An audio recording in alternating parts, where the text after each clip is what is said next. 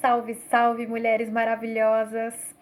Bom, chegamos aí ao nosso último vídeo, né? Vídeo propositivo do nosso TCC, do nosso projeto. Foi um caminho muito gostoso percorrer com vocês e receber a troca de vocês, assim, o que vocês trouxeram pra gente foi bem importante. E, como diz uma escritora que eu gosto muito, a Mariana Félix, eu pergunto pra vocês já foram poesia hoje? Pois é, o vídeo de hoje a gente vai falar sobre essa linguagem da arte, poesia. E aí o intuito desse vídeo, gente, que eu tô fazendo pra vocês, não é de ensinar poesia, né? O objetivo é justamente romper com essa ideia de que poesia, literatura é algo erudito, é algo elitizado, é algo que é distante da gente, né? Quando na verdade não é, né? Poesia, ela tá nas miudezas das coisas, né? No nosso cotidiano, nas coisas simples, né? Como já dizia o nosso querido Manuel de Barros, né? O Manuel de Barros trabalha muito essa coisa das miudezas, da simplicidade. E é isso, poesia, a gente costuma dizer que é o que a gente sente. Poesia não é algo entendível, mas poesia é o que a gente sente. Uma das coisas que as pessoas costumam perguntar pra mim é se tem um ritual pra escrever, né? Enfim, que método eu uso pra escrever pra criar poesia. E eu sempre digo que isso é algo muito pessoal, particular de cada um, né? Mas assim, eu, por exemplo, eu costumo escrever aqui no meu quarto e escutando música. Geralmente eu não fico só no silêncio. Depende muito do dia também, né, gente? Mas geralmente eu tô escutando música e escrevo.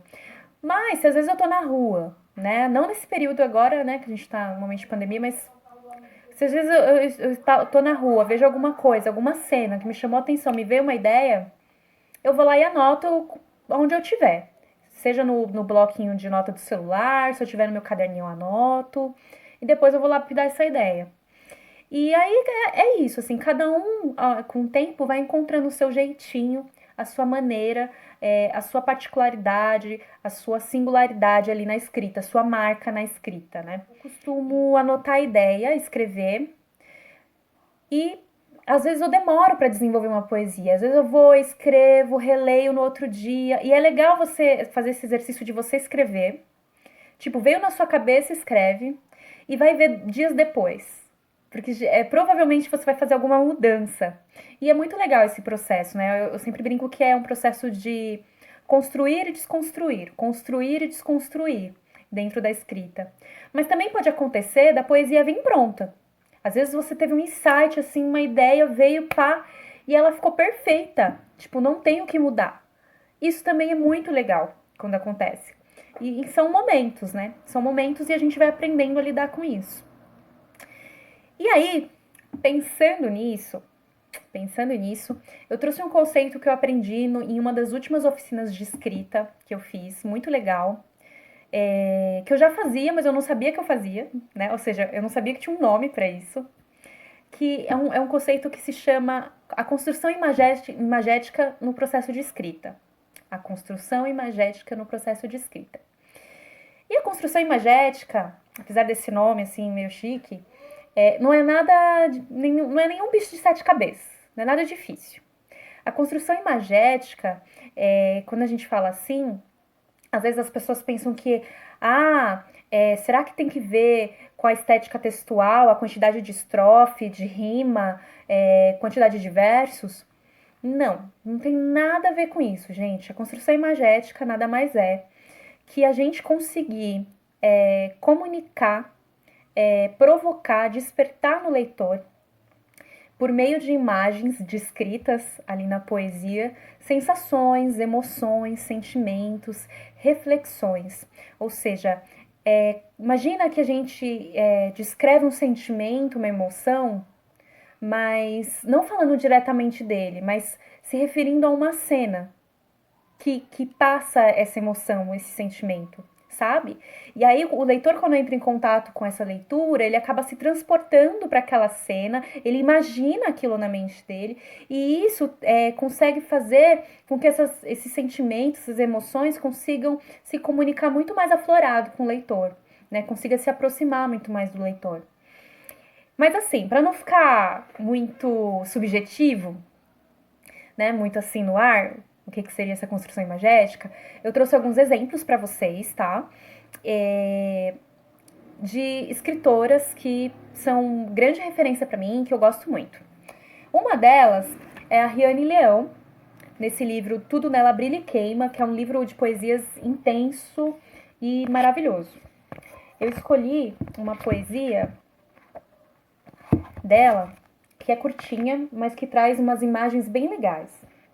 É assim: até hoje, ninguém foi capaz de medir o seu tamanho. Você é caos e coração. Você é oceano e furacão.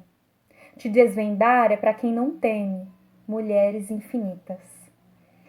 Olha só, né? Num texto curto aqui, ela trouxe imagens muito importantes, assim, porque passa esse sentimento de força das mulheres, da pluralidade das mulheres, né? Dos nossos tantos eus, das nossas tantas facetas. E, ao mesmo tempo, essa imensidão, né? Então, ela fala de caos, oceano, furacão. São imagens que vêm à nossa cabeça e a gente acaba relacionando a figura da mulher, né? Então, essa capacidade de fazer essas analogias e essas metáforas de maneira que a gente consiga sentir, né? Outro exemplo bem legal é da Jarid Arraes. Esse livro chama Um Buraco com Meu Nome. A Jarid, ela é escritora, poeta, cordelista, cronista, enfim, é outra escritora incrível. Se vocês não conhecem, procurem conhecer. Ela é muito, assim, incrível mesmo. Esse poema dela se chama Uma Mulher Pergunta. Há tardes e pequenos espaços de tempo em que uma mulher pergunta: de que adianta? Se as mãos dos homens dirigem o metrô e os ônibus, os carros blindados, as motos que serpenteiam entre corredores breves?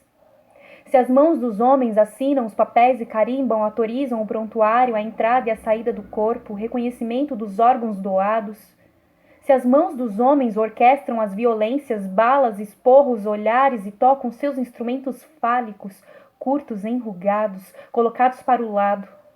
Se os homens em suas mãos discam os números, estabelecem os valores, fazem listas de nomes de outros homens, e se as mãos dos homens alcançam todas as coisas que quebram ou selam acordos, e apertam botões que começam guerras internas por muitas e muitas gerações?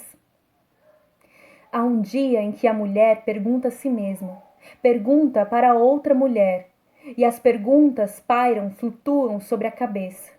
As perguntas incomodam e vazam como excremento de aves de árvores de céu. Nesse dia, a mulher procura resposta. Porque de que adianta se há mãos que fazem dançar as cordas e os pequenos membros do corpo vivem em saculejo? O ventre morre em liminares gestações que formam mãos de homens, e a partir do ventre, as mãos nutridas pela mulher saem na direção do mundo, de tudo o que é externo, de tudo o que é global, antropológico, fágico e social. E a mulher nesse dia pergunta para outra mulher, para o espelho, de que isso tudo adianta? Uou! Essa poesia ela é extremamente forte. E a Jarid, ela tem a poesia dela tem uma característica de ser muito feroz, muito visceral. E ela trabalha muito essa ideia das imagens por meio das partes do corpo. Então ela está falando ali, fazendo toda uma crítica a esse sistema patriarcal, que tudo é feito girando em torno dos homens, e ela vai usando as partes, né? As mãos que dirigem, as mãos que autorizam, né? E ela vai trazendo essa série de imagens. Fala do ventre que gera os homens, né? Enfim, eu acho muito potente essa poesia, muito forte. Por isso que eu trouxe ela, que eu acho que trazem imagens bem fortes. E por fim, minha amada e querida Clarice Lispector. A Clarice é uma das minhas influências realmente desde a adolescência. Mas a Clarice, eu peguei uma frase que eu acho que tem muito a ver com os nossos momentos e o que a gente vem conversado até nesse período de quarentena, nesse processo de troca, é uma única frase, mas que diz muito. Tá na página 19 do livro dela, A Paixão Segundo GH. E é assim: é que o mundo todo vivo tem a força de um inferno. É que o mundo todo vivo tem a força de um inferno.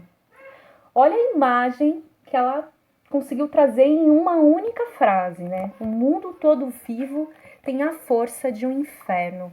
Ou seja, se a gente fazer uma comparação com tudo que a gente está vivendo hoje, e não só antes da pandemia mesmo, né? Esse discurso de ódio sempre crescente, a intolerância, as desigualdades sociais que sempre existiram e agora foram escancaradas nessa pandemia. E nesse momento, né, de pandemia, de isolamento, todo mundo com a saúde mental fragilizada e as diferenças sociais gritantes cada vez mais, e a gente percebendo que cada vez mais fica escancarado que o que importa é o lucro e não as vidas, né?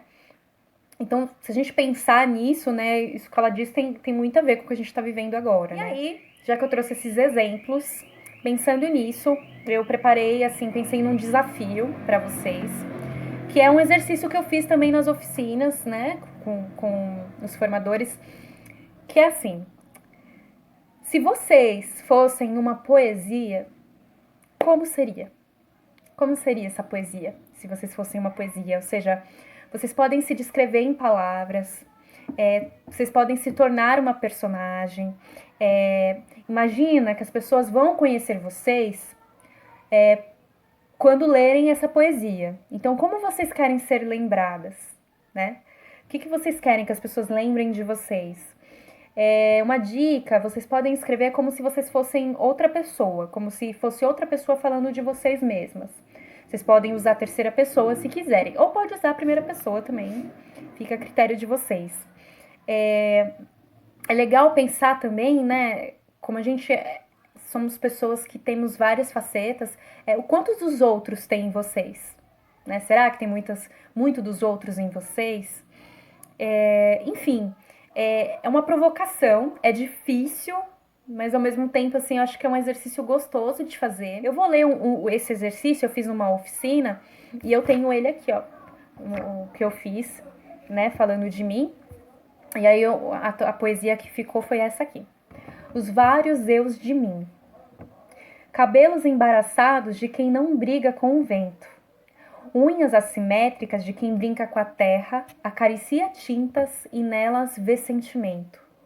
Cicatrizes geradas por quem sem opção rastejou por escombros de um tornado. Cicatrizes espalhadas por quem não teve medo e mergulhou em rios tempestivos e desaguados.